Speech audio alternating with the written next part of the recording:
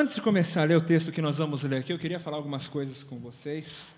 E a primeira coisa que eu queria falar diz respeito a essa frase que está atrás de nós aqui. Avivamento ou morte. E no meio da semana nós tivemos a ideia de colocar essa frase aqui. E do meio da semana para cá, eu vi que eu escrevi a frase errada em cima do púlpito. Não devia ser essa frase aqui de cima.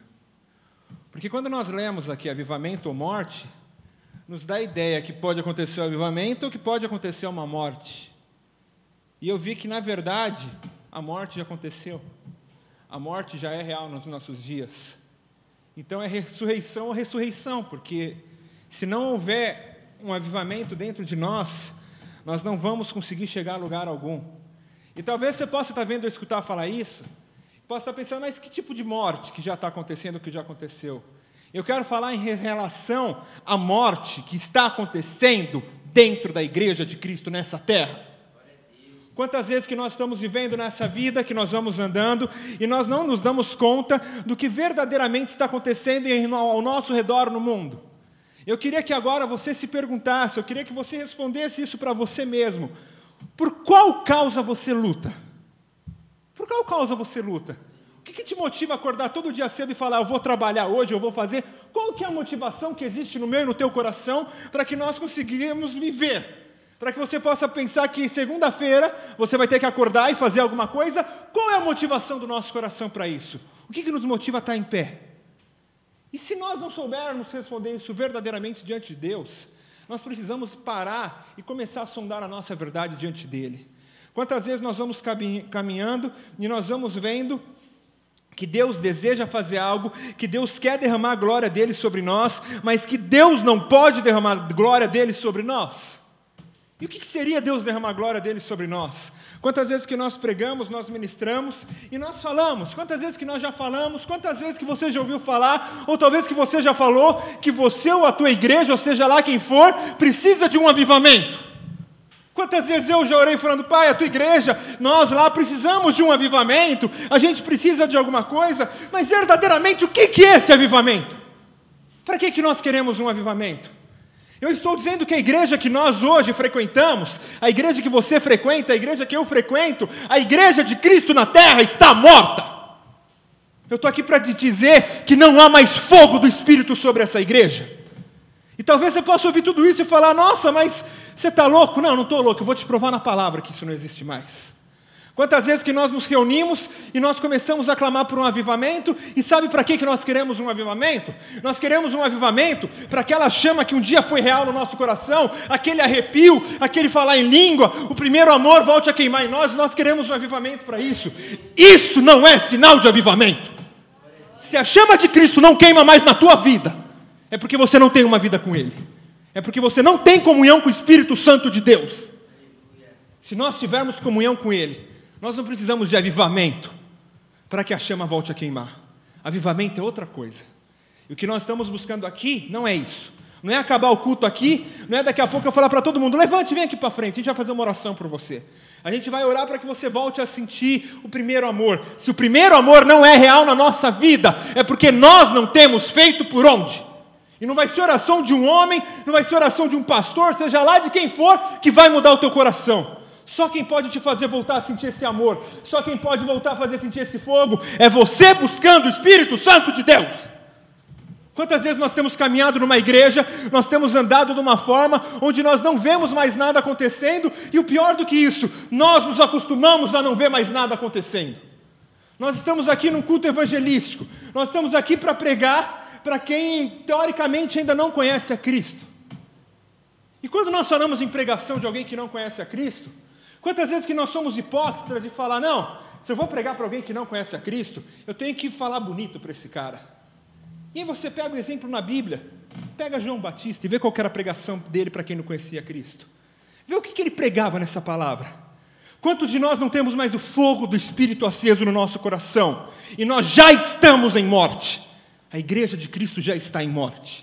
E aí essa morte não começa apenas pela igreja, essa morte começa em primeiro lugar pelos pastores e por aqueles que estão à frente dessa igreja. Quantas vezes que eu cresci dentro da igreja, eu cresci dentro desse meio evangélico, desse meio infeliz gospel que virou. E quantas vezes que eu já ouvi, não dá nem para contar, quantos pastores que eu já ouvi falar, eu estou cansado dessa teologia da prosperidade. Quantas vezes que nós ouvimos falar isso? É a frase mais bonita que se vê pastor falando hoje. E é verdade, estamos cansados disso. Mas quem é o pastor que larga a teologia da prosperidade para pregar a verdade da cruz? Quantas vezes que nós queremos andar e nós queremos fazer, e é bonito ficar falando, é bonito ficar colocando desculpa. Se todos os pastores que eu já vi criticando teologia de prosperidade tomassem uma posição no reino de Deus, a igreja de Cristo não estava como está. A igreja de Cristo só está caída dessa forma, porque nós não tomamos a nossa posição. E eu estou dizendo não só para vocês que estão aqui, mas estou dizendo para quem está me assistindo, a igreja de Cristo só está como está, porque você tem sido omisso na tua posição. Eu tenho sido omisso na minha posição. Quantas vezes que nós vemos vida de pessoas, quantas vezes que nós lemos biografias, e é fácil chegar e ler e falar, nossa, esse homem foi usado por Deus. Nossa, esse homem é. E nós lemos, quantas vezes que você sai, você ouve uma palavra e fala, Deus falou comigo hoje. O que adianta Deus continuar falando com a gente? O que adianta Deus falar mais uma vez com você hoje? Se você está aqui, está ouvindo essa palavra, e você não quer aceitar essa palavra, por favor, levanta e vá embora. Se você está assistindo, dá pause nesse vídeo. Nós estamos aqui para pregar a verdade, não é para pregar outra coisa. E quantas vezes, talvez, você que possa estar vendo, possa estar falando, não, ele está nervoso, eu não estou nervoso. Eu só estou querendo resgatar a essência de algo que está perdido nesse mundo. Eu estou querendo um avivamento em cima da igreja. Só que se a igreja não se posicionar, não tem como ter um avivamento. Deus não pode fazer nada. Deus não vai contra a própria palavra dele. Até quando que nós vamos olhar para a nossa vida e falar, nós precisamos e ponto, e não fazemos nada? Até quando que nós vamos ficar parados nisso? Até quando que nós vamos ser omissos em cumprir aquilo que Deus tem a fazer em nós? Até quando que nós vamos caminhar dessa forma? Eu, esses dias, estava orando no monte, e eu desci do monte, e eu estava com fome ali, tinha um lugarzinho para comer um cachorro-quente ali, eu fui comer. E quando eu encostei ali, eu estava até com outro irmão aqui da igreja nosso, e a gente pediu nosso lanche, estava demorando, e aí juntou 3 pastores ali. Pela pinta, um era Camboriú, um era teólogo, e outro não sabia o que ele era, se era Camboriú ou se era teólogo, estava no meio do caminho. E eles começaram a conversar. E um você via pela roupa, que era bem daqueles pastores de Camboriú, receba! Receba o quê? O que a gente vai receber se não tem mudança na nossa vida? Como é que a gente vai profetizar alguma coisa para o povo, se a nossa própria vida é torta diante do altar de Deus? Que adianta ficar gritando, receba! Nem você, nem ninguém recebe. E um desses era desse tipo. Você vê pela roupa do cara, todo engravatinho, sapato de verniz, terno brilhante. Outro era teólogo, era engravatadinho, aquela camisa polo, aquele jeito mais teólogozinho. E outro não sabia o que ele queria da vida, estava meio indeciso, assim, se era para lá ou para cá. E eles conversando. E um deles chegou nesse pastor que era o teólogo, assim, que tinha mais pinta de teólogo, de estudioso, de mestre. Falou, pastor, o negócio é o seguinte, estava lendo a Bíblia, na Bíblia tem o batismo com o Espírito Santo, tem o batismo nas águas, mas Jesus fala de um outro batismo lá, né? O que é aquele outro batismo que fala lá? A gente não fala dele pregando, né? O que é aquele batismo? E aí o teólogo lá, o pastor mais teólogo virou e falou, isso aí não dá atenção para isso aí. Tem que pregar isso aí, tem que pregar tal, mas isso aí é briga teológica, isso aí uns falam que é uma coisa, falam que é outra, não se preocupe com isso. Isso aí, até a gente brincou que ele falou, ele disse, segundo o aramaico, mas a gente entendeu segundo o arcaico.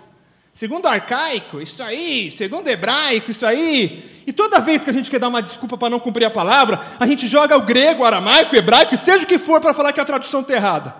Por que a tradução não está errada quando diz, trazei os nossos dízimos na casa do tesouro? Por que ninguém nunca pensou em ver se a tradução está certa disso? É fácil falar que está errado o que pega no nosso sangue. É fácil falar o que está errado, o que pega onde vai pegar o nosso calo.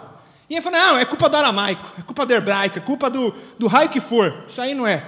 E aí, o final da conversa deles foi essa. Diz que não existe um outro batismo. Os 2 batismos que existe é água e Espírito Santo, e morreu por aí. Eu até estava ali com outro irmão, eu até falei, eu vou. Não vou. Eu vou, não vou. Eu até falei para ele, dá entrada a você que eu vou. Ele falou, não, deixa quieto. Eu falei, é besteira, entrar nessa briga aí, a gente vai ser na pancada aqui com os caras, não vai prestar. Porque os caras são velhos, cabeça dura, vai ver 2 moleques e não vai dar certo. Deixa aí. E aí os caras foram embora, e eu verdadeiramente fiquei inconformado com isso. Deus tem colocado uma visão no meu coração. Quantas vezes que nós temos buscado a Cristo, quantas vezes que nós buscamos a Cristo, porque nós queremos algo dele, nós não buscamos mais ele pelo que ele é. Nós buscamos ele porque nós precisamos de uma mudança em qualquer área da nossa vida, mas não pelo que ele fez ali. E a nossa verdade é essa, nossa verdade tem que ser dita. E aí, há um tempo atrás, Deus começou a me convencer de algo. Se você abrir a sua Bíblia, eu não vou ler aqui, mas se você abrir a sua Bíblia, em 2 Pedro 3, leia até o versículo 12. Você vai ler Pedro exortando nós tremendamente. E chega uma hora ali que ele fala assim, sabendo que a tua vida vai ser destruída assim, sabendo que Jesus vai voltar, sabendo que tudo que você acumulou aqui, sabendo que tudo que você ganhou aqui, sabendo que tudo isso não vale para nada, que tipo de vida você precisa ter nessa terra? Que tipo de vida você precisa ter aqui? E ele termina o versículo falando, apressem a minha volta. Quantas vezes que nós lemos a palavra do Senhor, e tudo quanto é promessa que nós vemos, nós batemos falando, porque nós somos mais do que vencedores, porque contra nós nada podemos, porque tem um monte de chavão de versículo que a gente só ora em cima dele. Por que a gente não ora pedindo a volta de Cristo? Por que ninguém ora clamando para que apressem a volta de Cristo nessa terra? Deus quer levantar uma igreja. Algum tempo atrás, eu comecei a pensar sobre o arrebatamento. Eu comecei a pensar sobre a vinda de Cristo. Eu comecei a pensar que lá atrás Moisés começou uma obra, fez lá o que fez com o povo. Antes mesmo Abraão fez, depois veio Davi, depois veio os profetas maiores, menores, depois veio o próprio Cristo, depois veio os apóstolos. Todos eles fizeram uma obra tremenda. Aí depois começaram a vir os reformadores da igreja, começaram a vir os grandes avivalistas, começaram a vir grandes pregadores e tal. Todos eles cumpriram o que tinham que cumprir para o seu tempo. Se você olhar a situação do mundo hoje, para mim é evidente que Jesus Cristo tem que voltar. Se esse mundo continuar do jeito que está, eu não sei o que vai acontecer. E quando eu comecei a pensar que pode ser na nossa geração que Jesus Cristo volte, eu tenho que te confessar que eu pirei. Porque eu falei, se Jesus voltar na minha geração, e se eu tiver a minha salvação garantida, se eu entrar no céu, o que eu vou chegar lá em cima falando? Que moral que eu vou ter para falar para Abraão? Falei, eu ia na igreja, eu dava o dízimo, eu falei, eu dei Isaac. O que eu vou falar para o cara? O que a gente vai falar? O que você vai falar para Estevão que falou, eu fui apedrejado por esse evangelho, mas eu não neguei? Você vai falar o quê? Ah não, eu não aguentava não, meu pavio era curto. O que a gente vai falar no céu? Nós podemos ser a última geração nessa terra. Agora, isso não é uma palavra que a igreja quer ouvir. Isso não é uma palavra que nós queremos. Sabe por quê? Porque nós temos tantos interesses nesse mundo ainda. Nós não conseguimos pensar que nós somos a última geração, porque eu ainda tenho que acabar a minha faculdade, porque eu ainda preciso casar, porque eu ainda preciso ter uma casa, porque eu ainda preciso ter um carro. Depois que acontecer tudo isso, aí sim ele pode voltar. Nossa visão, nosso foco está 100% aqui embaixo. Nós não focamos mais no reino de Deus. E a verdade nossa é essa. Até quando nós vamos viver omissos à verdade do Evangelho? Até quando nós vamos ouvir uma palavra? Até quando nós vamos conhecer uma palavra? E até quando nós não vamos fazer nada em relação a essa palavra? Igreja de Cristo, desperta!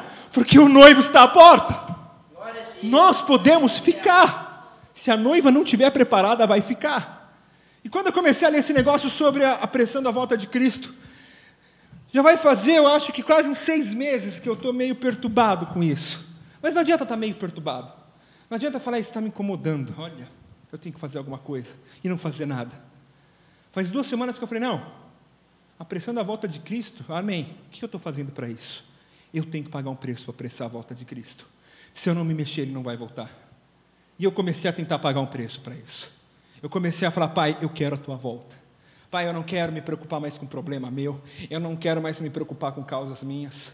Quantas vezes nós vemos histórias de grandes homens de Deus na Bíblia, que nós vemos milagres que transcendem a nossa mente. Você fala, nossa, olha o que Deus fez na vida daquele cara. Sabe por que Deus pode fazer isso na vida daquele cara? Porque o interesse daquele cara não era que aquele milagre acontecesse. O interesse daquele cara era em servir ao reino de Deus. E aí Deus pode olhar para a tua vida e falar, cara, ele está se empenhando, por isso eu posso fazer alguma coisa na vida dele. Agora, se nós ficamos colocando o nosso próprio reino, a nossa própria vontade em primeiro lugar, Deus não pode operar e nada vai acontecer em nós. Com Deus não se brinca. Quantas vezes eu pregando aqui, O que eu mais escuto é falar, é só cajadada, é só não sei o que lá. Sabe por que essa palavra é dura? Porque o teu coração é mais duro que essa palavra. Porque se teu coração fosse um coração mole, a tua palavra entraria e geraria fruto. Mas nós estamos tão longe do Evangelho, que qualquer palavra que nós ouvimos é palavra dura.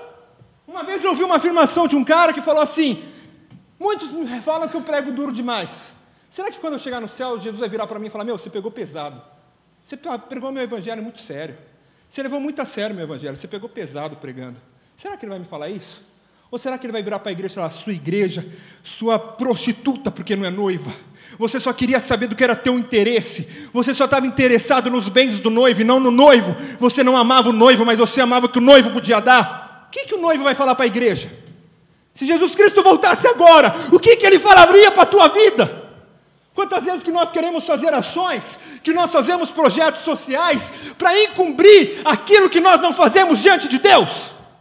Quantas igrejas que sabem que por negligenciar a palavra, saem fazendo um mundo de projeto social por aí? Ou até mesmo nós, por não querer entregar alguma coisa para Deus, nós fazemos jejum, fazemos campanha, mas só para que Deus não possa tocar naquele negócio ali. Você acha que alguma coisa disso tem valor? Deus conhece a verdade. Nós, como igreja, nos esquecemos que Cristo conhece a tua verdade. Ele está te assistindo agora. Não sou eu que estou falando com você, mas é o próprio Deus que está te alertando. Ou nós vamos ter um avivamento com a volta de Cristo, ou nós não vamos ver nada acontecendo nessa igreja e nós vamos morrer. Ou é avivamento, ou é continuação em morte, porque em morte nós já estamos. Nós precisamos acordar. Igreja de Cristo, acorde, o noivo está voltando. Deus tem queimado essa palavra no meu coração, e eu quero ser parte de um avivamento. Aí você pode falar, você quer ser parte de um avivamento? Eu quero. Alguns anos atrás, o meu grande objetivo de vida já foi ser que nem foi um Benny Hinn da vida, um grande pregador, que pregava multidões, que falava, talvez um Billy Graham. Alguns anos atrás já foi isso, mas eu entendi que, dane-se isso, não tem que ser meu nome que está lá em evidência. A minha função é preparar o caminho, como João Batista fez, que nós vamos ver aqui. A minha função é preparar veredas para a volta dele. A minha função não é estar o meu nome em evidência.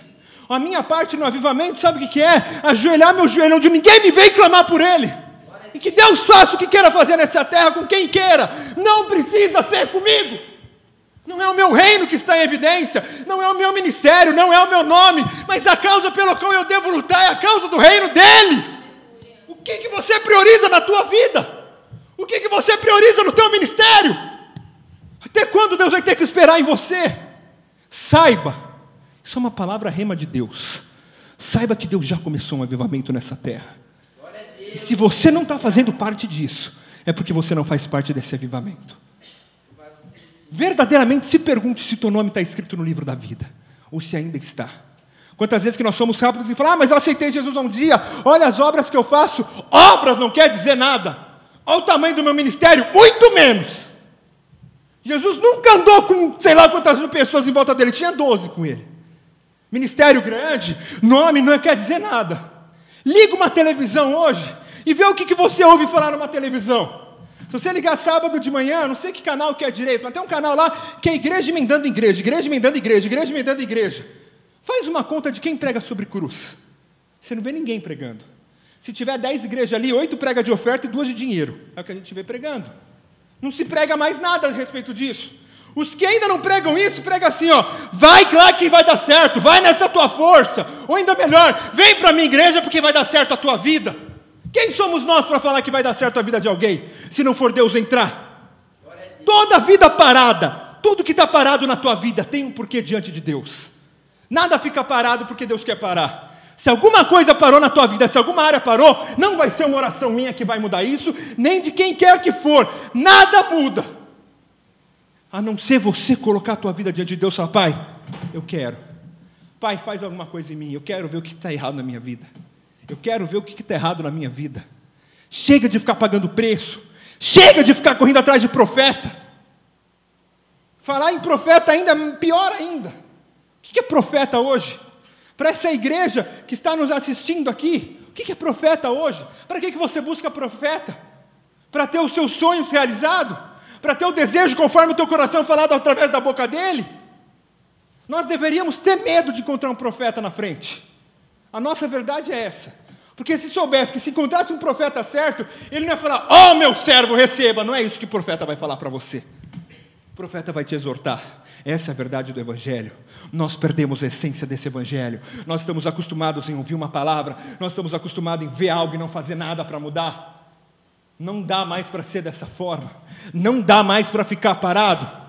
E quando eu cheguei na conclusão que a gente não pode mais ficar parado, que a gente não pode mais ser omisso, eu comecei a pensar, falei, não adianta mais ser omisso, nós temos que abrir greve contra essa igreja e contra esse sistema. E a partir de hoje, nós que estamos aqui, estamos em greve contra o sistema gospel. Nós não vamos mais aceitar esse sistema gospel. Nós não vamos mais aceitar esse sistema mundano que se filtrou dentro da igreja. Ou Deus faz alguma coisa conosco, ou para continuar do jeito que está, não vale a pena, vamos parar. Ou nós vamos viver um avivamento, ou nós vamos experimentar a morte. Agora, quando nós falamos de avivamento, você pode pensar, é legal um avivamento, é lindo um avivamento, tremendo um avivamento. Agora, qual que é o preço que se paga para que se tenha um avivamento? Você está disposto a pagar esse preço? É fácil falar, eu quero um avivamento, o que você faz por ele? Quantas horas por dia você ora sem ser por você? Quantas horas por dia você perde orando pela causa do evangelho dele? Quantas horas por dia você perde falando, pai, apressa a tua volta? Quantas vezes que nós, quando temos que trabalhar, se você tem que entrar às 5 horas da manhã no serviço, aconteça o que acontecer no dia anterior, 5 horas da manhã você está lá, você sai, você vai, você roda, você tem um compromisso. Por que nós temos mais compromisso com as nossas coisas do que com as coisas de Deus? Por que para pagar um preço para Deus, a gente está cansado, a gente está com sono, a gente está com fome, a gente está com dor, para trabalhar e para receber nosso salário, ninguém está assim, todo mundo com sono, com fome, com raio que for, está lá. Nós não levamos mais a obra de Deus a sério. Todo avivamento que nós vimos na história da igreja, foi pautado em homens que pararam e falaram, não dá mais, eu preciso fazer alguma coisa. Não dá mais, eu preciso fazer alguma coisa. E é por isso que você está aqui hoje. Para que você se conforme com não dá mais, você precisa fazer alguma coisa. Agora, o nosso coração é miserável. O meu coração é miserável. Quer ver um exemplo? Deus sabe quanto que isso agora, me dói falar isso de verdade, porque eu ainda sou orgulhoso. Você que está assistindo aí o vídeo, você só está me vendo aqui. Você não sabe quantas pessoas tem aqui comigo. Nós estamos aqui num culto evangelístico. Nós divulgamos um mês esse culto. Nós fizemos o que podíamos fazer, arrumamos decoração, divulgamos, pedimos para toda a igreja estar aqui conosco, que fazemos, e os jovens. Nenhum quarto dos jovens da igreja está aqui conosco hoje. Se não fosse a igreja mesmo a qual nós fazemos parte estar aqui, nós estaríamos em quê? 10 jovens da igreja aqui hoje. Talvez você olhando aí, você não vê quem está aqui, mas nós vemos. Agora, o que é mais fácil para mim? É mostrar eu pregando aqui, que você pensa que tem uma multidão. Não tem! Eu estou aqui com mais 30, se você não está vendo. Eu não preciso ter uma multidão aqui. Até quando nós vamos estar preocupados com o que vão pensar de nós, com o que vão pensar do nosso ministério? Eu estou aqui com quem Deus quer que eu esteja. Agora, o nosso interesse, o que é? É olhar e falar, não, eu tenho que mostrar que eu não sou nada. Eu não sou nada, eu não tenho nada. A única coisa que eu tenho agora é o desejo de ver a volta de Jesus Cristo nessa terra. Apressem a minha volta, igreja! Quantos anos faz que Pedro escreveu isso? Quantos anos faz que Pedro falou, apressem a minha volta? Será que se alguma igreja no meio desses 2000 anos aí que Pedro escreveu, tivesse parado para ler esse texto e falado, nós vamos pagar um preço para a volta de Jesus, eu creio que Jesus Cristo tinha voltado já. A volta de Jesus não tem dia certo. A volta de Jesus não tem dia certo. E você e eu podemos fazer alguma coisa por ela. Esse mundo não aguenta mais viver. Esse mundo não aguenta mais perecer. Deus quer fazer um avivamento conosco. Deus conta conosco para um avivamento. Só que para que tenha um avivamento, nós precisamos entrar em greve verdadeiramente. E a nossa greve, sabe contra o que é? A nossa greve é contra a nossa carne. A nossa greve é contra o nosso próprio desejo. A nossa greve é contra aquilo que nos satisfaz. E aí eu não estou falando aqui que você vai ter que abrir mão de alguma coisa. Porque não é de alguma coisa que você tem que abrir mão. Você tem que abrir mão de tudo. E quantas vezes que nós ouvimos uma palavra e falamos assim, Deus está cobrando de mim, eu vou ter que parar. Eu vou ter que parar com a minha prostituição, porque Deus está cobrando de mim. Eu vou ter que parar com a minha inveja, eu vou ter que parar com o meu orgulho. Se você ainda não parou com isso, você não é crente. Desculpa, mas se você ainda se mantém numa prostituição, se você ainda se mantém alimentando um orgulho, se passou anos e você não consegue contra a inveja, você ainda não conheceu o Evangelho de Cristo. Porque nessa Bíblia aqui, está escrito que esse Evangelho aqui liberta. Se nós não fomos libertos disso ainda, é porque tem alguma coisa errada. Não adianta ouvir isso hoje e falar, vou abrir greve contra meu orgulho. Cara, isso não é abrir greve. Sabe o que é abrir greve contra alguma coisa? É você renunciar ao que é direito teu. É você falar, não, hoje eu poderia ir para casa, vai acabar o culto, eu vou ligar a televisão, vou assistir a porcaria de um programa que não vai me acrescentar em nada e que muitas vezes ainda nos tira da presença de Deus. É você falar, eu não assisto mais essa porcaria, eu vou ser um homem santo. É você parar e falar, não, mas isso aqui não me tira nada. Isso aqui é só uma coisa besta. O que é isso aqui? É isso que Deus quer de nós. São homens que parem e vejam onde está o seu objetivo nessa terra. Pelo que você luta e qual é a tua causa. Começa a abrir mão daquilo, não o que está escrito na Bíblia, porque o que está escrito aqui na Bíblia já deve ter sido aberto mão há muito tempo na nossa vida.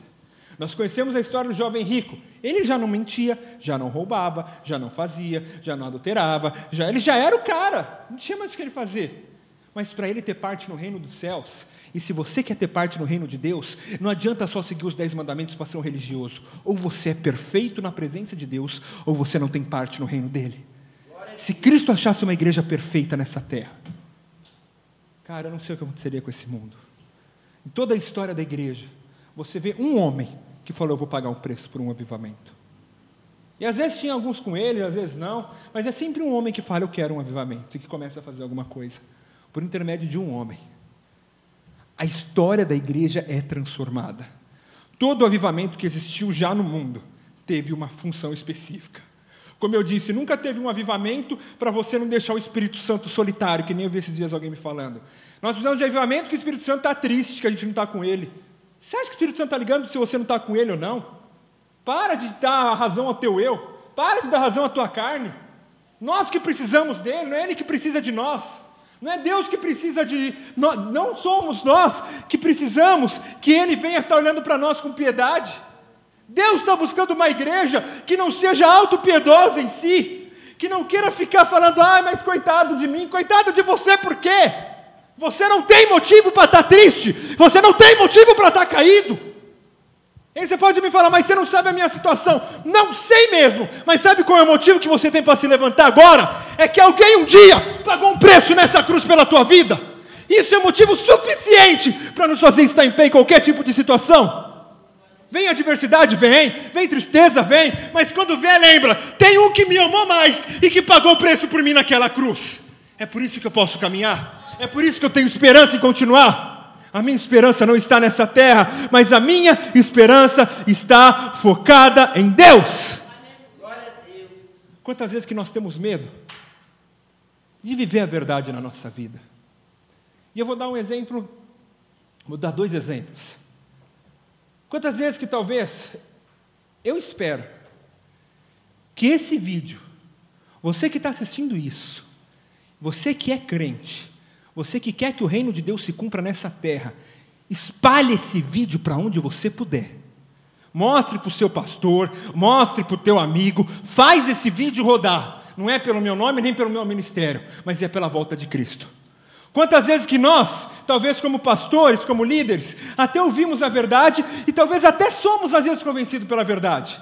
Talvez nós sabemos que o que nós deveríamos pregar, o que nós deveríamos falar, seria uma palavra verdadeira. Mas se a gente fala a verdade, talvez as nossas igrejas se esvaziem. E aí? Quem vai pagar programa de TV? Quem vai pagar programa de rádio? Quem vai pagar aluguel? Quem vai fazer isso? Quantas vezes que nós, pastores, fazemos vistas grossas dentro da igreja para não perder membro que colabora bastante? Quero te falar uma coisa. Se o teu medo em não perder membro, saiba de uma coisa. Se Deus te ama, Deus vai tirar todo mundo para te ensinar a confiar nele. E na nossa vida da mesma forma, na vida da igreja da mesma forma. Quantas vezes que nós olhamos para a nossa vida e falamos o quê? Não, mas eu não posso entregar isso para Deus, eu não posso abrir mão disso, porque senão o quê? Você está dando para o cara que pode fazer tudo. Você não está entregando nada para mim, eu não posso fazer, mas você está entregando isso que Ele está querendo nas mãos dEle, do todo Criador, do teu Pai, daquele que te amou, daquele que te criou. Quantas vezes nós temos medo de abrir mão e falar, mas e aí? O que vai acontecer? Dane-se o que vai acontecer. Está na mão dele, não está na tua mão. Abre logo mão disso, para que Ele possa cumprir o que Ele quer cumprir na tua vida. Chega de ficar buscando o nosso próprio interesse. Chega de ficar buscando a nossa própria verdade. Nós precisamos saber que se nós não colocarmos a mensagem da salvação nesse mundo, se nós não anunciarmos essa mensagem, essa igreja vai cada vez mais caindo e se esfriando. Talvez há 200 anos atrás, a chama que existia no coração de alguém para ser crente era uma. Talvez não, eu tenho convicção disso. A chama que existia no coração de alguém para ser crente era uma. Hoje não é a mesma chama que arde em nós. Talvez há 200 anos atrás, você vê a história da igreja, você vê que para um irmãozinho na igreja ele não tinha carro, não existia? Talvez ele não tinha cavalo. Sabe o que o cara tinha que fazer? Andar 18 quilômetros para ir para a igreja e 18 quilômetros para voltar, e ele ia. Agora hoje tudo ficou muito cômodo. Para que ir para a igreja se eu posso assistir alguma coisa no YouTube? Como é mais fácil? Se eu posso sentar em casa e acessar um culto no computador. Tudo hoje na nossa vida é cômodo. E essa comodidade, o legalismo que entrou dentro da igreja é o que tem feito a igreja cair. Sabe qual que é um dos maiores problemas dessa igreja atual? Talvez você possa se chocar com isso. Mas aquela igreja que era tradicional, que mulher usava saia, que homem não podia fazer um monte de coisa, e que não sei o que lá, era uma igreja muito mais crente que essa igreja de hoje. Porque hoje tudo pode, não tem mais limite.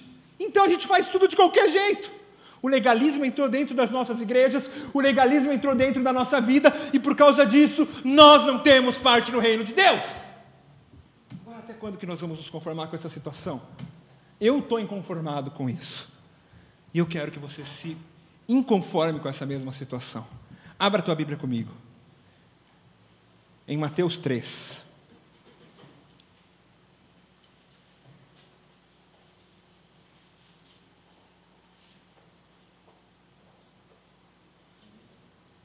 A mensagem que nós estamos pregando aqui não é para nos fazer um grande pregador nem um grande avivalista. A mensagem que nós estamos pregando aqui não é para encher a nossa igreja. A mensagem que eu estou pregando aqui é para apressar a volta de Cristo, é para cumprir o reino dele na nossa vida. Saiba disso. A mensagem que você prega, a mensagem que você vive, tem que ser para apressar a volta de Cristo. É para isso que a igreja existe. A igreja não existe para que homens que vão passar por 80 anos nessa terra sejam bem-sucedidos. Chega de ficar vendendo cura. Até quando nós vamos ficar vendendo cura dentro da igreja? Você está enfermo? Vem para cá que Deus vai te curar. Para quê? Para curar e ir para o inferno com as duas pernas andando? Chega de vender cura. Quantos casos eu já vi na minha vida de pessoas que até mesmo chegaram a morrer e ressuscitaram? Cadê? Experimentou a morte, tem atestado de morte. E cadê que está firme com Deus? Não está. O que cura faz? Qual você acha que é o maior interesse de Deus na tua vida? É te curar de uma doença? Ou é te preparar para ter salvação? Qual que é o maior interesse? É você sem uma perna para o céu ou você andando com as duas para o inferno? Chega de ficar vendendo coisa. O evangelho da cruz é esse, é renúncia à morte e apressar a volta de Cristo. Passou disso é procedência maligna. Coloque isso no teu coração e vamos ler. Mateus 3. Naquele tempo, João Batista foi para o deserto da Judeia e começou a pregar dizendo: arrependam-se dos seus pecados, porque o reino do céu está perto. A respeito de João, o profeta Isaías tinha escrito o seguinte: alguém está gritando no deserto, preparem o caminho para o Senhor passar, abram estradas para Ele. João usava uma roupa feita de pelos de camelo e um cinto de couro e comia gafanhotos e mel do mato. Os moradores de Jerusalém, da região da Judéia e todos os lugares em volta do rio Jordão iam ouvi-lo. Eles confessavam os seus pecados e João os batizava no rio Jordão. Até aqui só nós vamos ler só até aqui. Quando nós começamos a ler a história dele, naquele tempo, João Batista foi para aonde? Para o deserto da Judéia e começou a pregar, começou a clamar. Aonde que você tem feito a obra de Deus? Aonde que você quer fazer a obra de Deus? Querer fazer a obra de Deus aqui em cima, onde todo mundo está me vendo e tem 2 câmeras me filmando, é legal para o meu orgulho. Agora, a obra de Deus não é isso. A obra de Deus é ir para o meio do deserto, é ir para o meio de onde ninguém me vê e pagar um preço sem ninguém saiba que eu pago. Isso é obra de Deus. Nós estamos querendo, é isso aqui, ó, é canhão, é holofote, é luz, é tudo em cima de nós. É o que nós buscamos hoje. E aí Deus olha e fala: você quer ser o centro da obra? Então vai, seja. Ah, mas está dando certo. Quem disse que sinal de que está dando certo é sinal de que Deus está com você? Quem disse isso? Sabe qual que é o maior engano de Satanás? É fazer nós olharmos e falarmos: não, mas está dando certo. Olha quanta gente. Olha a minha vida, está dando certo. E aí você vai achar a tua vida inteira que você estava certo. E talvez no dia que você morra, talvez no dia que Jesus volte, ou que aconteça qualquer coisa disso, Ele vai falar o seguinte para você: eu não te conheço, cara. Você vai falar, mas eu preguei. Pregou. Mas eu profetizei. Falar, profetizou, mas eu não te conheço. Aparta-te de mim. Mas a minha igreja era cheia. Era. Você e toda ela está lá no inferno. Pode ir lá que você vai encontrar todos os grupos lá embaixo. O que a gente quer com Deus? Nós estamos olhando para o nosso próprio reino, e o que nos faz acreditar se alguma coisa está dando certo na nossa vida ou não, são os resultados e os sinais. Se os homens de Deus na palavra fossem olhar para os sinais na vida dele, para querer no evangelho, eles não teriam feito nada. Se Elias fosse olhar para o sinal que aconteceu na vida dele, quando ele saiu para ir falar com o rei Acabe e profetizar que não ia chover em Israel, se ele tivesse olhado para isso, falado, eu profetizei, agora eu tenho que fugir do rei, tenho que me esconder em caverna, tenho que comer da boca de corvo, tenho que ficar escondido, acabou a água. Se Elias fosse ver para o sinal, Elias tinha parado. Agora tinha um monte de profeta na época de Elias, que chegava em Acabe e falava, ó rei, tu vai prosperar. E a vida do profeta era boa. Viveu uma vida de príncipe nessa terra. Porque no inferno vai viver com outro príncipe lá embaixo. Chega de achar que a salvação é fácil assim. Quantos homens que pelejaram pela sua salvação, quantos homens que pagaram um preço para que fossem salvos. Não adianta ser filho de pastor, não adianta estar dentro da igreja, não adianta vir de vez em quando na igreja. Ou você é um servo de Deus nesse mundo, ou não tem desculpa. Não vai adiantar chegar e falar, mas pai, o meu patrão exigia muito de mim. Se ele exigia muito de você, fala, patrão, eu tenho um compromisso com Deus, o meu negócio é com Ele. Ou eu busco o reino de Deus, ou eu busco o meu reino. A que reino que você busca? Quantas vezes que Deus não pode fazer algo na nossa vida, porque nós não tiramos prova dEle? Se talvez o patrão que te faz trabalhar até 11 horas todo dia, se você talvez chegasse nele e falasse, patrão, ou eu vou embora e Deus vai me sustentar, ou eu fico só até às 6, porque às 8 eu tenho culto. Se talvez nós fôssemos homens o suficientes para fazer isso, Deus tocasse nesse patrão e falasse, cara, pela tua posição, você vai ficar só até às 6 e ainda vai ter um aumento. Quantos testemunhos eu já vi acontecendo isso? Mas o que nós fazemos? Nós cedemos a tudo nesse mundo. Qualquer situação que se levante, nós cedemos, porque não há prioridade no nosso coração. Não há prioridade, nós usamos Deus como mais uma coisa. Como a gente vai num clube no sábado, como a gente vai num cinema de sexta-feira, como a gente usa Deus da mesma coisa, a gente usa a igreja da mesma coisa. Igreja é instituição sagrada e santa. E com a igreja de Cristo ninguém brinca. Aí você pode olhar e falar, mas estão brincando por aí. Quem disse que é a igreja de Cristo? Com a igreja ninguém brinca. Com a igreja ninguém toca. E Deus está levantando uma igreja. Deus está levantando uma igreja nos nossos dias. Nós vamos experimentar um avivamento. Chega de ser omisso. E o que João fez? João não se importou em querer clamar onde viam ele. João foi clamar no deserto. Os maiores milagres que nós vemos na Bíblia não foram feitos quando tinha um monte de gente em volta. João clamou para um monte de areia ver. Ezequiel chegou para um monte de osso, fez um milagre para um monte de osso ver. Todos os milagres que nós vemos na Bíblia, a maioria, foram feitos onde ninguém estava vendo. Tem relato, mas não tem ninguém que prove. Nós cremos porque nós cremos. Mas não era quando alguém estava vendo. Porque se talvez estivessem vendo, teriam feito o cara virar Deus. Se o povo de Israel visse Ezequiel chegar num vale de ossos e falar, levanta, profetiza. Aconteceu o que aconteceu? Ezequiel teria virado um Deus. Do jeito que o povo era idólatra, tinha adorado Ezequiel. E talvez o coração dele é um coração humano. Talvez o coração dele se dobraria a isso ainda. Nós precisamos saber que os maiores milagres Deus faz não é no meio da multidão. As maiores experiências que você vai ter com Deus não é aqui depois do culto que a gente vai orar, mas é quando você entrar no teu quarto, é quando você entrar num lugar sozinho e começar a levantar o teu altar secreto em Deus. O que vai mais além é o altar secreto que nós temos. Não é o que nós fazemos aqui, não é o que eu toco aqui, mas é o que eu faço em oculto com meu Deus, é o que Deus conhece da minha vida.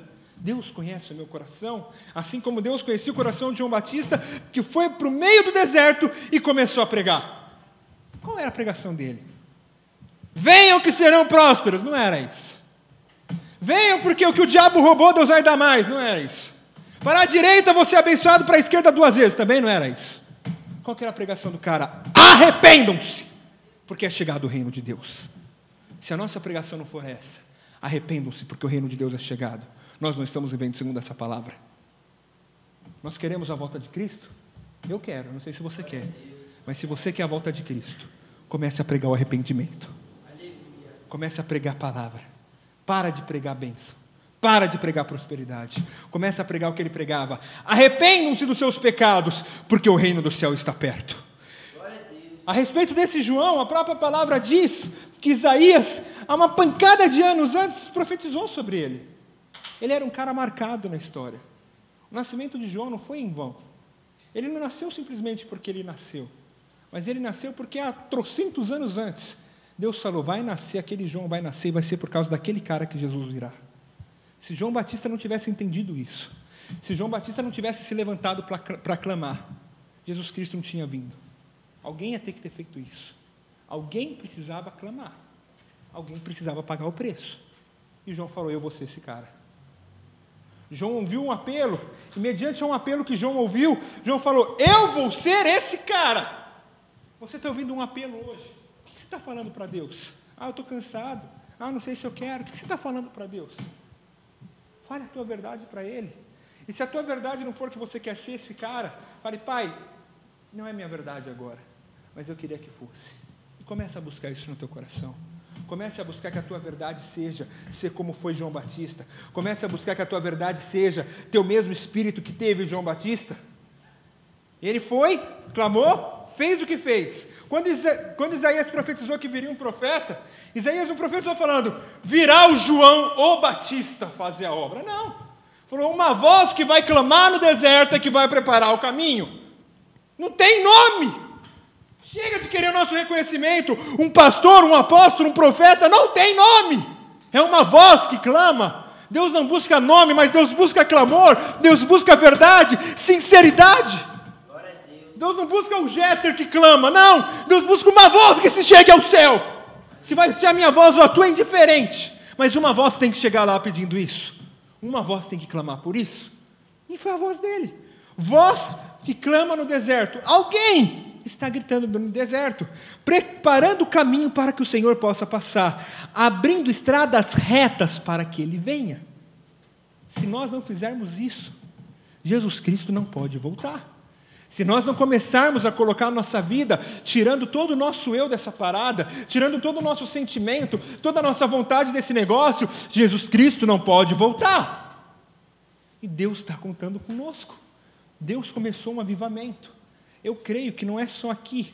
Eu creio que não somos só nós que estamos em greve. Olha lá. Não somos só nós que estamos em greve. Eu creio que Deus começou a levantar um monte de gente espalhada pelo mundo. Uma igrejinha lá no quinto da Índia, lá, outra igrejinha lá no subúrbio, não sei de onde, outra no... Deus está levantando um exército nessa terra. Que não tem uma placa Corpus Christi, Corpus Evolution, seja lá o raio que for, mas que tem a placa escrito, a voz que clama.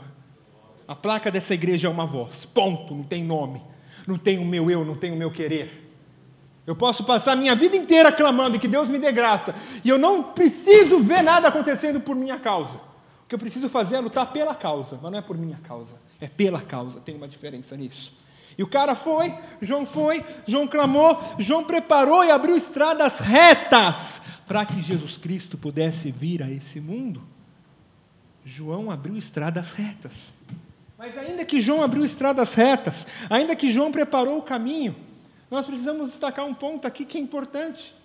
Quando Jesus Cristo vem, ele fala que ele veio por fogo, e o fogo não estava aceso.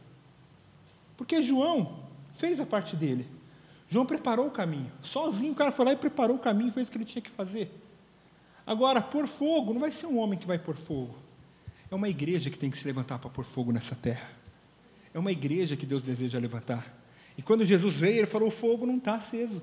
Não está. O caminho está preparado, glória a Deus pela vida de João. Mas o fogo não está aceso. Sabe quem é que vai pôr fogo? Sou eu e é você. Sabe com quem que Deus conta para pôr fogo nessa terra? E não é fogo, não entenda fogo como fogo de xereguedé, como fogo de... Não é isso que eu estou falando, não é disso. Isso é outro tipo de fogo, mas deixa esse fogo para lá. Estou falando fogo de arrependimento. Estou falando de batismo de morte. Estou falando de batismo de cruz. O fogo da verdade do Evangelho pregado a esse mundo. É esse fogo que nós precisamos pôr. Quando Jesus veio, tinha que ter um caminho preparado. Jesus vai voltar. Se não tiver um caminho preparado e o fogo aceso, ele não pode voltar. João pagou o preço que pagou só para abrir o caminho. Nós precisamos abrir o caminho e colocar o fogo. Se nós não fizermos isso, Na época aqui, Jesus veio para pôr fogo.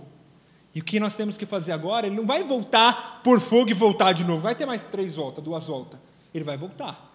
A hora que o fogo acender, ele volta. A hora que o caminho estiver preparado, ele vem. E esse caminho vai depender de quem? De mim e de você. Olha a vida de João. Usava roupas feitas com pelos de camelos e um cinto de couro e comia gafanhotos e mel do mato. Os moradores de Jerusalém, da Judéia e todos os lugares em volta do Rio Jordão iam ouvi-lo. E eles confessavam seus pecados e João os batizava no Rio Jordão. Primeira coisa aqui. Olha quem era esse João. Não era um cara letrado. Não era um cara arrumado. Era um ogro perdido no meio do deserto. Vestindo pele de camelo e comendo gafanhoto. Se fosse hoje, comia barata. Era um cara perdido no meio do nada. Era um cara que todo mundo ia olhar e falar, esse cara é louco. Se interna esse João no hospício. O cara fica pregando num deserto, sei lá para quem, falando que está todo mundo errado, para se arrepender, usando uma roupa dessa e comendo gafanhoto. Quem é esse cara? É o cara que Deus escolheu. É o cara que todo mundo pode olhar e falar, não, mas esse cara não tem condição. Quem são eles para estar falando disso? Eu não sou ninguém para estar falando disso. Mas eu sou quem Deus está levantando para fazer essa obra, e você faz parte disso comigo. Deus colocou essa chama no meu coração, Deus colocou essa visão em mim, e nós vamos viver esse avivamento. Tem condição? Não tem. Quem é o cara? É um moleque, 23 anos, cabeludo, falando lá. Quem ele é? Não sou ninguém mesmo, cara, não sou. Mas eu sou o cara que estou preparando o caminho no deserto. Isso é o que basta para nós.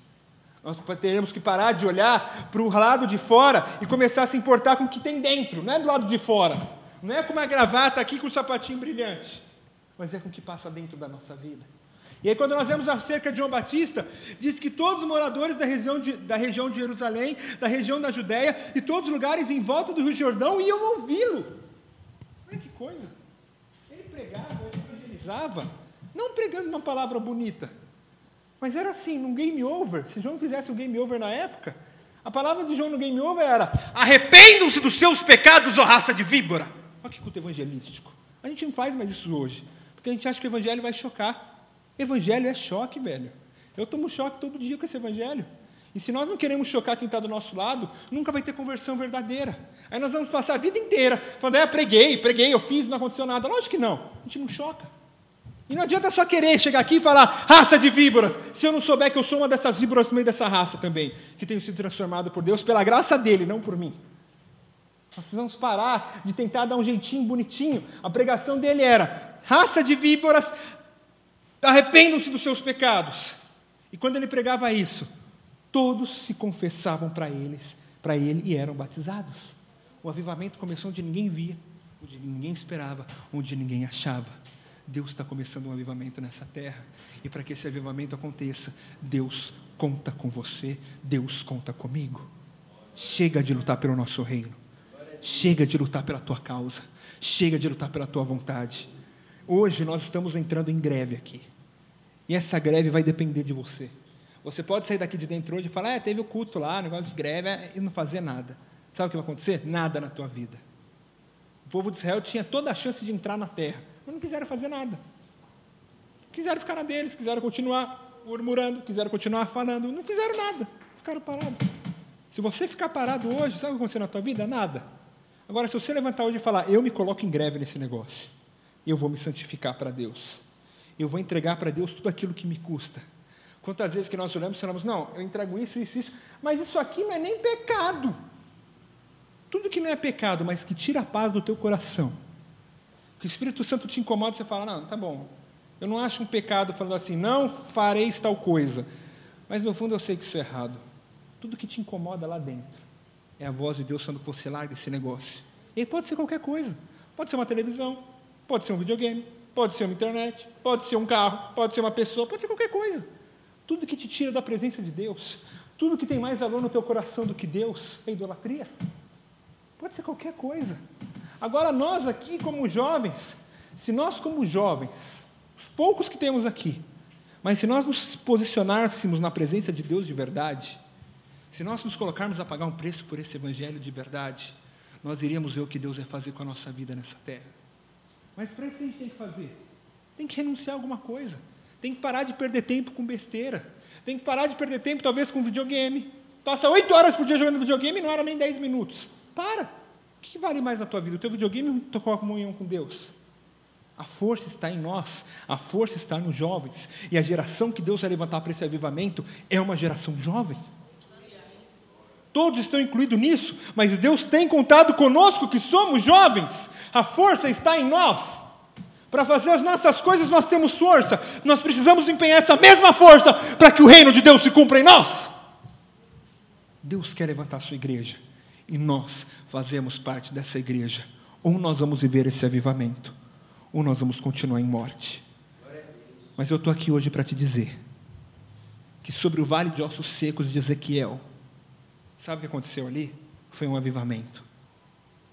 Foi o avivamento de Ezequiel. Não foi um grande milagre. Lógico que foi um grande milagre. Mas aquele milagre não simbolizava nada senão um avivamento dentro do povo de Israel. E é esse avivamento num vale de ossos secos, numa igreja mirrada, caída e mentirosa, nós faremos a diferença. E essa diferença, não queira se imaginar pregando ou fazendo nada. Se imagine clamando no teu quarto de porta fechada 3 horas por dia. Você está fazendo o máximo que você pode. E aí, se Deus quiser te colocar em algum lugar, aí Deus põe a gente onde quiser. Mas a nossa parte não é buscar glória para nós, mas é buscar glória para o reino. Feche os teus olhos.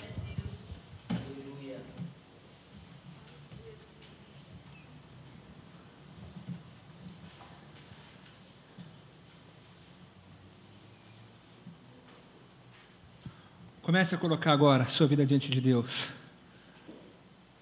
Comece a colocar agora toda a tua verdade diante dEle. Comece agora a falar tudo aquilo que você tem que colocar diante dEle, que você sabe que tem tirado a tua paz com Ele.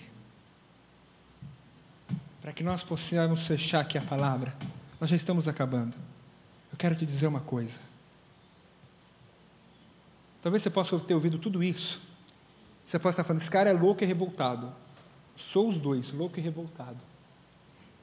Mas eu vou te dar um fundamento para isso. Talvez você possa ouvir e falar assim, não, mas espera aí. Hoje no Brasil somos quase 26, não sei quantos milhões de cristãos. Somos quase, até 2020 seremos 50% da população. Somos quase, talvez você comece a jogar um monte de estatística. Eu quero que você responda a pergunta. Dessa igreja que existe no Brasil hoje, o que é a noiva de Cristo?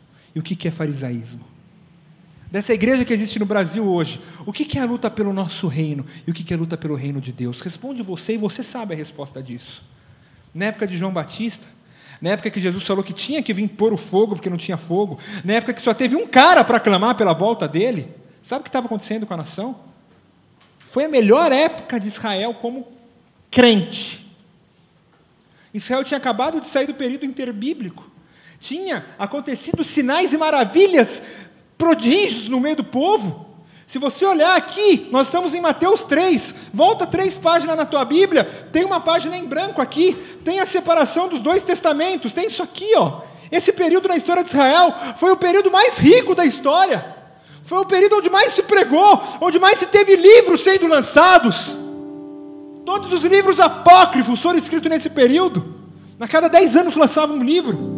Você acha que para quem vivia aqui já não estava acontecendo avivamento? E hoje a gente sabe que tudo isso aqui não passava de fogo de palha, que nada era inspirado, que tudo era farisaísmo. Que tudo era farisaísmo. Farisaísmo é tudo aquilo que não tem Deus como centro. Se o centro da tua luta é a tua pessoa, é você mesmo, você é fariseu. Esse período aqui é o período mais propagado do evangelho em Israel, que nem a gente vive hoje. A cada dia que passa eu me convenço que se reescrevessem a Bíblia hoje, eu sei lá se existiria alguém nessa terra para ser colocado aqui, ou se não teria um novo período interbíblico dentro da história da Bíblia, que é o que nós vivemos hoje. Ah, mas nós temos tantos programas em televisão, e daí? Ah, mas nós temos tantos programas em rádio, e daí? Será que isso é válido? Será que Deus está no meio disso? Será que Deus está no meio dos nossos programas? Será que Deus está no meio da nossa rádio? Será que Deus está no meio da nossa televisão? Será que Deus está nos nossos púlpitos? Será que o Espírito Santo de Deus se faz presente nos púlpitos hoje? Ou será que é um show de exibicionismo nosso? Querendo glória para nós mesmos? Chega de lutar pelo teu evangelho. Lute pela causa dele. Nós só temos uma razão de existir nesse mundo. você só tem uma razão de estar nessa terra, coloca isso na tua cabeça, é apressar a volta de Cristo. Qualquer outra razão que não for isso é fútil. A nossa razão é para que nós possamos apressar a volta de Cristo. E eu creio que Deus está levantando uma igreja. Quando você começar a se colocar para isso, você vai ver que não é fácil. Eu te digo por experiência, não é fácil clamar para apressar a volta de Cristo. Não é fácil clamar por um avivamento. Não é fácil, não é fácil, não é gostoso, não é prazeroso. Você não sente o Espírito Santo de Deus e começa a falar em línguas assim, naquele mover tremendo. Não acontece isso. Pelo menos não no começo. Você tem que bater. A oposição do inferno, quando você começa a clamar por isso, você não tem noção do tamanho. E você tem que começar a orar e bater. E falar, mas Pai, eu quero a tua volta. Mas Pai, eu quero a tua volta.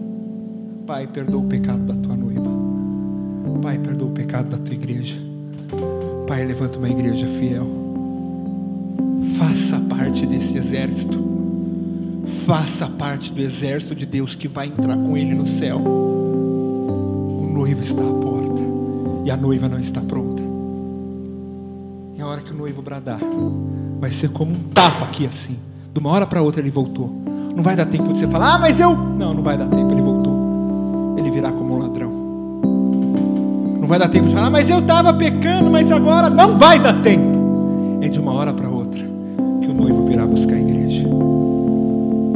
Tudo que não glorifica a Deus na tua vida não é para Ele. Na nossa vida é tudo para Ele, porque dele, por Ele, para Ele são todas as coisas em nós. Senhor meu Pai, Senhor Jesus, Senhor Pai, nós queremos apressar a tua volta, Pai. Senhor meu Pai, conte conosco para apressar a tua volta, Pai. Senhor meu Pai, tira todo orgulho e toda a vaidade que existe em nós, Pai. Jesus, nós começamos, Pai. Jesus, eu creio que esse avivamento já começou, pelo menos aqui, esse avivamento já começou, Pai. Senhor meu Pai, nós não precisamos ver sinais acontecendo para crer que o avivamento começou. Pai, nós precisamos pregar a tua mensagem, pregar a tua cruz, pregar a tua palavra. Maranata, hora vem, Senhor Jesus. Senhor meu Pai, vem nos buscar. Senhor meu Pai, vem nos tirar desse mundo. Pai, levante uma igreja verdadeira. Senhor meu Pai, que toda seta que Satanás tente lançar no nosso coração seja colocada por terra. Pai, nós não estamos aqui para apresentar show. Nós não estamos aqui para apresentar número, música. Nós estamos aqui para render glória ao Senhor. Só o Senhor é digno de glória e de adoração. Pai, se não for para viver para o Senhor, tire-nos desse mundo, Pai. Seu Pai, se não for para fazer a tua obra nessa terra, Senhor meu Pai, eu entrego a minha vida ao Senhor, Pai. Se não for para fazer a tua obra nessa terra, Pai, Senhor meu Pai, prepara o caminho para que eu possa me achegar junto do Senhor, Pai. Seu Pai, chega, Pai, chega de viver para nós mesmos. Chega de lutar pela nossa causa, pelo nosso reino. Chega de ouvir uma palavra e não fazer nada. Falar é verdade, lógico que é verdade, mas vai muito mais além do que ser verdade. Tem que ter ação. Seu Pai, levanta um exército, Pai, aqui. Levanta um exército nesse lugar. E levanta um exército onde chegar a minha voz, Pai. Seu Pai, levanta um exército onde chegar a minha voz, Pai. Senhor Jesus, e como prova de que esta palavra é do Senhor, aonde tiver uma enfermidade agora, haverá cura. Aonde houver uma enfermidade agora, haverá cura, pelo poder que há no nome de Jesus. Senhor meu Pai, eu te agradeço, porque o Senhor está aqui conosco, e nós veremos algo acontecendo. Senhor meu Pai, eu selo hoje a nossa greve com esse sistema.